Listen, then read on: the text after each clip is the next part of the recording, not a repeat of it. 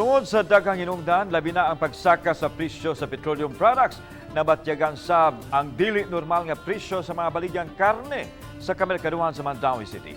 Apan gipasalig hinuon sa mga otoridad, doon ay igong supply sa pagkakaroon. Ang report ni Nico Sereno.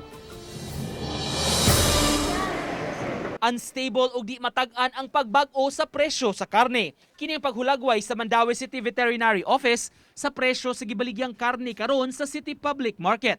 Kagahapon, mipagawa sila og suggested price list base sa ilang monitoring. Sa manok pananglit, 190 kada kilo ang tibuok manok, tag 200 ang thigh ug breast part.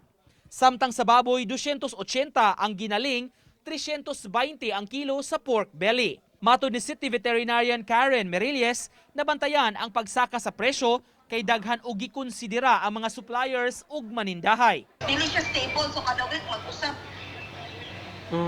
Okay. Or even in a week, mag-usap siya twice. Ana siya ka-unstable ron tungkol sa kanang kadaghang factors. Fuel, supply, ASF, and kanang avian influenza. Daghan kay kanang mura, isa nis mga factors. Pasabot ni Ginang Nisa Tabanera, dako gyud ang pagsaka sa presyo sa karne nga ilang gikumpra. Apan maglisod sab sila mupatuyang og pasaka sa ilang baligya kay mutalikod na lang kuno ang mga mamalitay. Unsaon man namo among baboy wa man ni minus.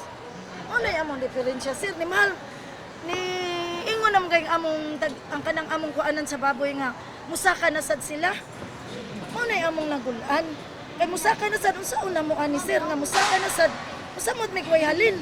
Gipasalig hinuon sa City Vet bisan sa sitwasyon dunay igong supply sa karne nga gibaligya sa kamerkaduhan. Hugot ang ilang pag-monitor ni ini. Tipid-tipid lang sa jugta, dili magkaskas.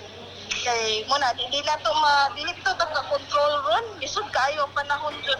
Yes, saka pa na possibly jud. Uban ni Godfrey Relien, Nico Sereno, Balitang Bisdak.